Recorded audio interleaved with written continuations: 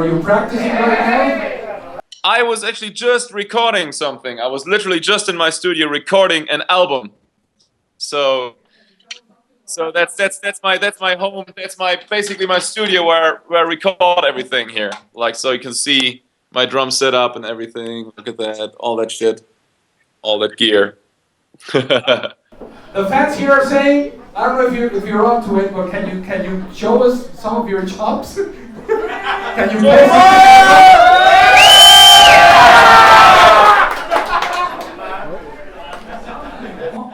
I don't know. I don't know if you can hear anything, you know, but I can do this. Okay, you ready?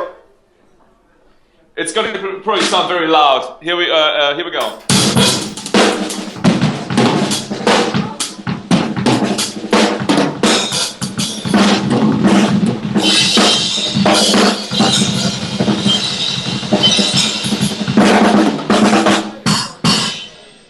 There you go.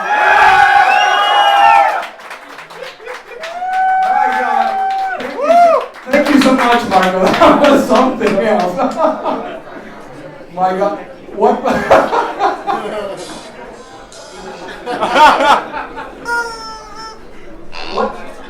What were you recording, Marco? Can you tell us something about? Is it for a new project or a new Aristocrat song? What were you working on? No, well, I'm working on a new album, on a new solo album, but I'm also recording and writing music right now for that thing I'm doing with Tony Levin and Jordan. Something going on. I can't tell too much about that, but we just released one record. But you know, I'm always working on the future already, so you know that's why I'm kind of recording here and kind of composing. Well, we're very conscious that album started at the #1 spot in the jazz prog. It's been a very successful album. I like it very much, and I wish you a lot of success in that. I mean, it's like everything you. Okay, so listen, Marco, we wanted to let the fans here ask a few questions. Is that okay? Absolutely. Okay, so quiere hacer una pregunta a Marco Minnemann. His name is Carlos Cleric, and he's a big fan, so he wants me to translate for you. Hi, Marco. How are you doing? Hi, Marco. How are you? With the same guys in different music. It's a very different thing, isn't it? I mean, you know, first of all, well, you know, with Joe Satriani, it's Brian and myself, and with Guthrie, it's a completely different chemistry. And can you still hear me? Is that okay? Does the line work there? It's just the guys in the back. We're trying to quiet. No, it's cool. It's cool. It's cool. Well, basically, you know, the chemistry is very different. No, I mean, Joe Satriani, we're playing Joe's music, and it's like very big stages, and there's like a lot of rock music and a lot of, you know, thousands of people. So, you know, it's very much focused more on like a rock impact.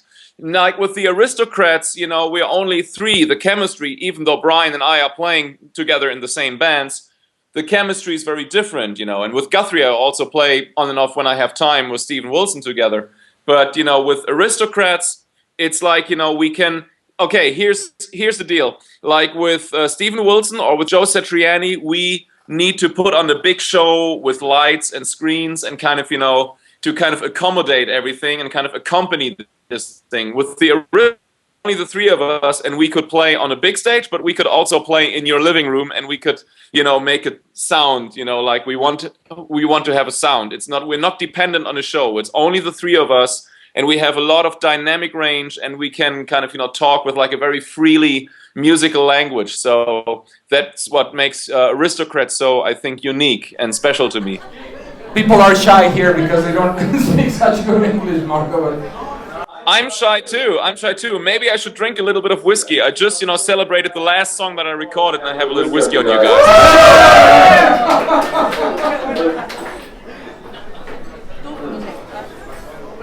I want to tell you that the ticket sales are going great. As I told you, it's a concert hall. You're going to be playing in a place where mostly Philharmonics play.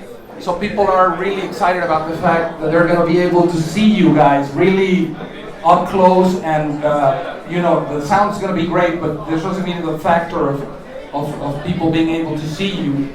And we were wondering, that's my question, if knowing that you would change a bit what you normally do, or you're preparing exactly the same way that you've been playing?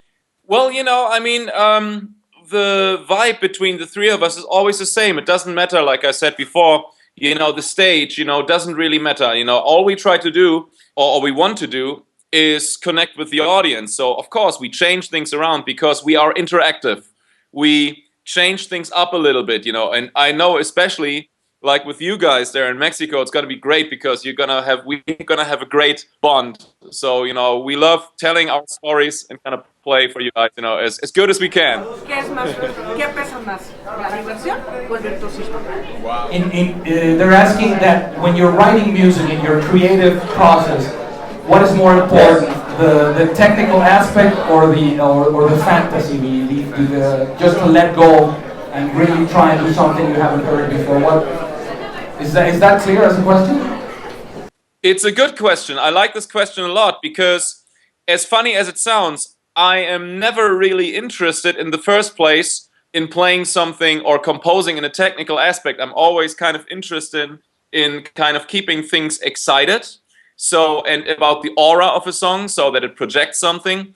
But I am very enthusiastic about, of course, quality of music, and I want to do it very good. So I do have, like, the desire to write something that is kind of, can be sometimes challenging, but it has to be beautiful. Music has to be beautiful. It doesn't have to be really technical in the first place. If it automatically happens, it's great. But to me, music, has to be like a communication, device. So yeah, when I write, I'm more interested about the beauty of the music. As you can tell, this is a party, and we're having a very good time. We're just starting. We're gonna have a band in just a little while, and I wish I was there. I would sit in and play a little bit. the drums are right here. Look, I'll show you the drums. We got drums. Fantastic. That's my wife, by the way.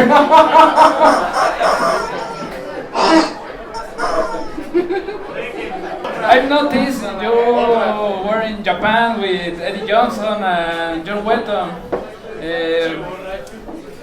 What's about the experience to play with them? Well, let's put it that way. Well, you know what? Okay, well, Eddie Jobson and John Wetton are quite legendary, and especially John. Like, John is a lovely, lovely, lovely guy. He's like, just an amazing human being. And, I wish I could sometimes, play more often with him and kind of make this happen. But, I have to kind of concentrate, of course, on my main, bands. But it's always a pleasure playing, stuff of the UK area and or era. So, yeah, what can I say? Like, in Japan, especially, what I was happy of, we played some stuff. I don't know if you remember the Eddie Jobson Zinc album. It's called the Green Album. And we played Who My Friends. We played that song.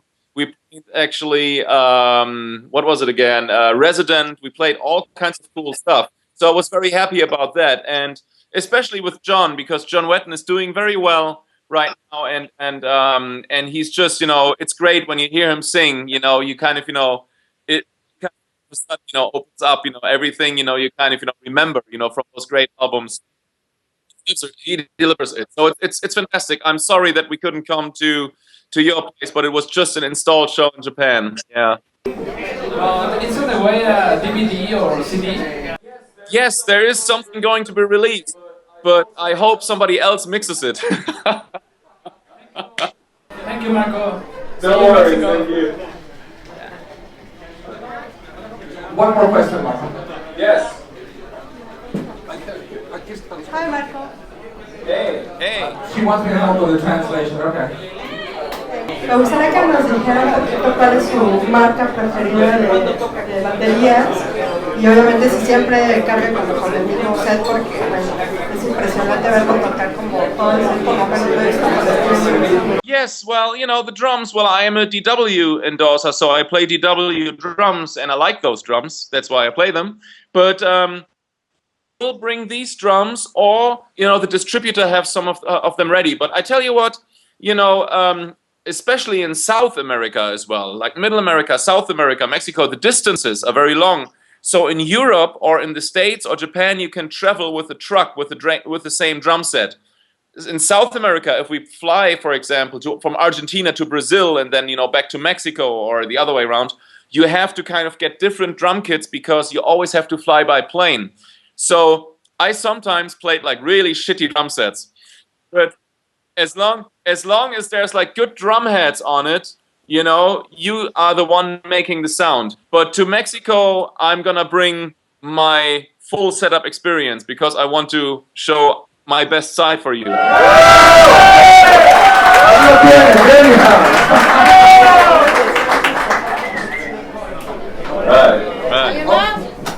Marco, thank you very much for inviting us to your home and answering some of the questions. As you know, we're very excited. We're working very hard to make this a sold-out concert. This is going to be, I guarantee you, it's going to be the best Aristocrats concert in the Culture Clash tour. So get ready for this. Well, muchas gracias. This is fantastic. I'm so happy to see you guys, and I can't wait to be with you there. And we have a big party, and I want at least to drink with you 1 bottle of tequila. We have to share that. We will. Okay, Marco. The Mexican chicken says good night and thank you very much. We'll see you on February the 11th, February 28th at the Centro Cultural Roberto Cantoral.